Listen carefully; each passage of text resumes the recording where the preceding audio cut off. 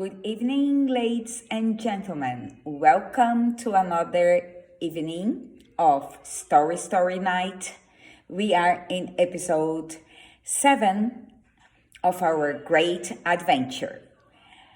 So everybody was at the hostel in the double beds and, just arguing who was going to sleep up on top or underneath the other one, and also trying to understand what was happening with the empty box.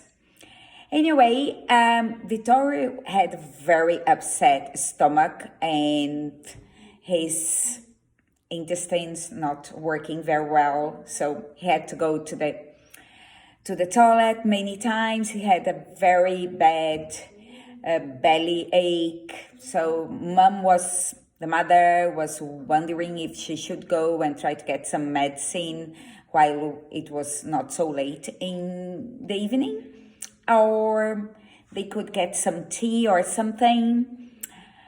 So maybe she was going to go downstairs and fetch some tea. And, well, anyway, his clothes were in bad condition, this kind of thing. And she decided to wash his underwear and pants in the sink and in the bathroom. Just the usual thing, just washing inside the room. And then she said, okay, I'm going to put it in the heater and it's going to be dry by the morning. So that was the plan. If it wasn't the sink, there was something wrong with it. She couldn't really realize what was going on, and there was a major leakage.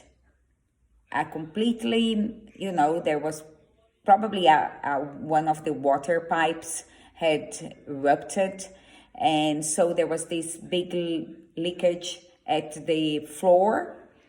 Then she went downstairs and called Marcel, and the son there with no pants inside the bed, those times that you think like, Mom, you were doing not very well. We should go home tomorrow. What do you think? Then she said, oh no, I think we still need to, let's go to the Bank Museum, which is a museum at the Mount, and let's have a look at the park. Maybe, the weather is fine. We can relax a little bit and then back to Montrose.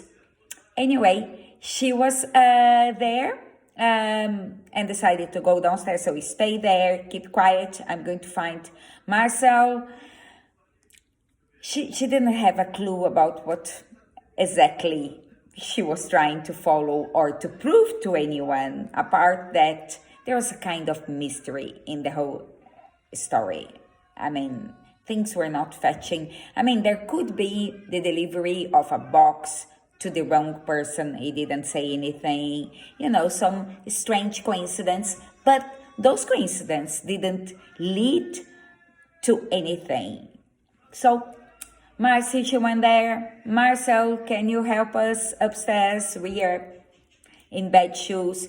So Marcel had to call somebody, the handyman, a pipe guy, to fetch everything and fix.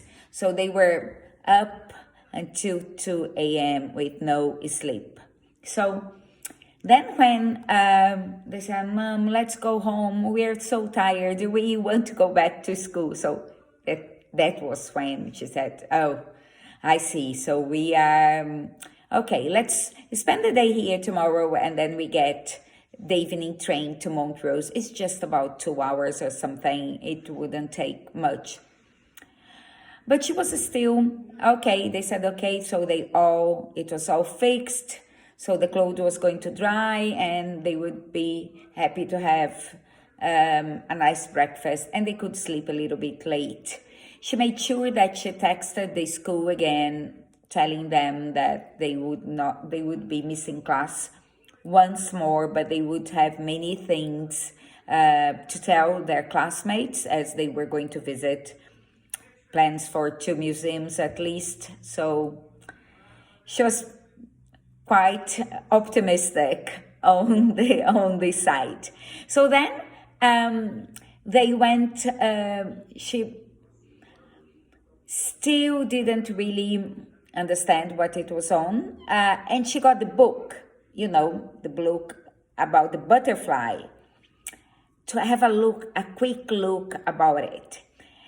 The book was old, and I'm going to tell you a little bit about what the book said.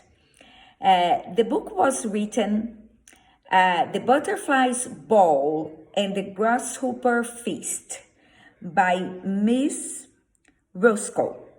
It was written in 1808. Okay.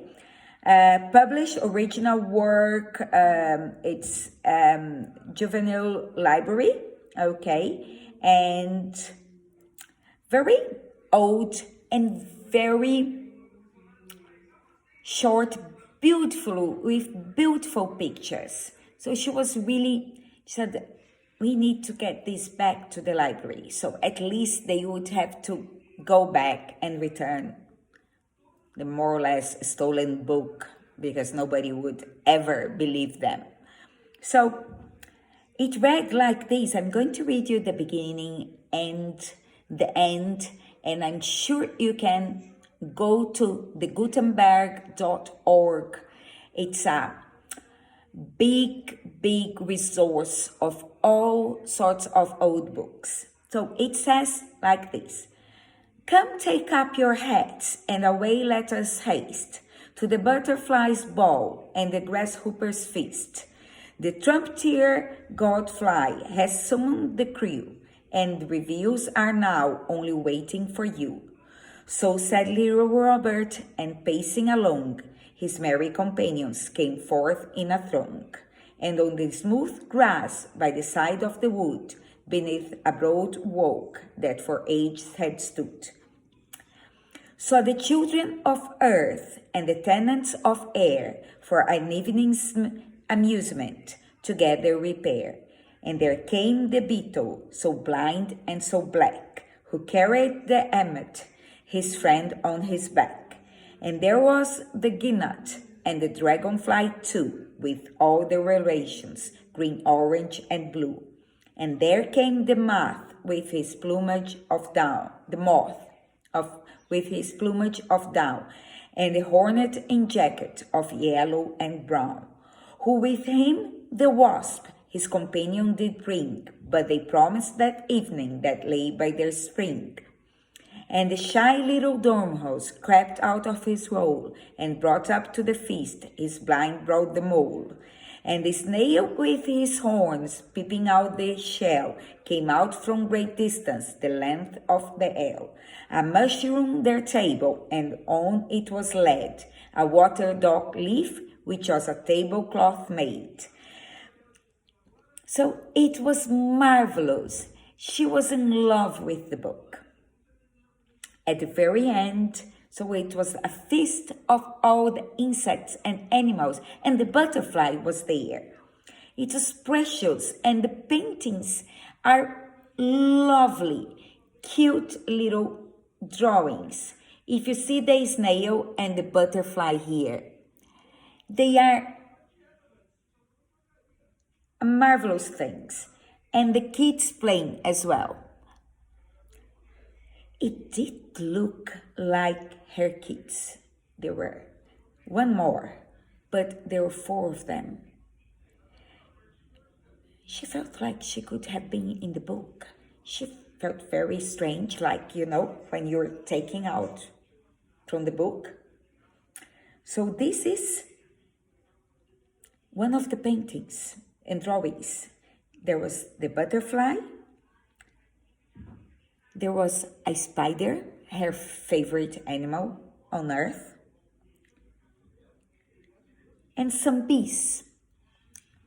So it was very weird because she connected immediately with the book. She was a teacher herself.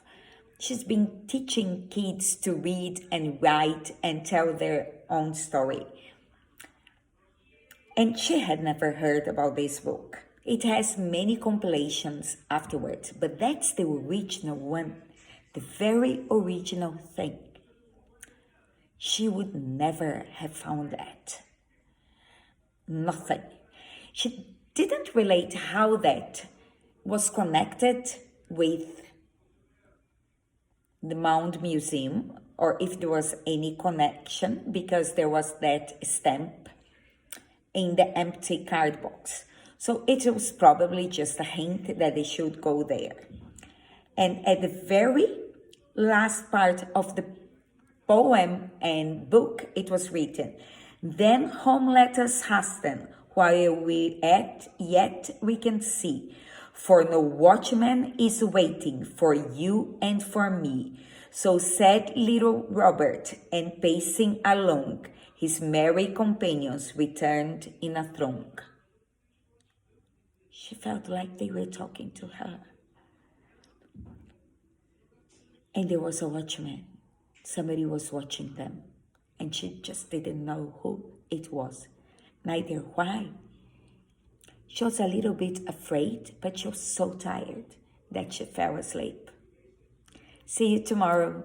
Star Night, we are discovering amazing things.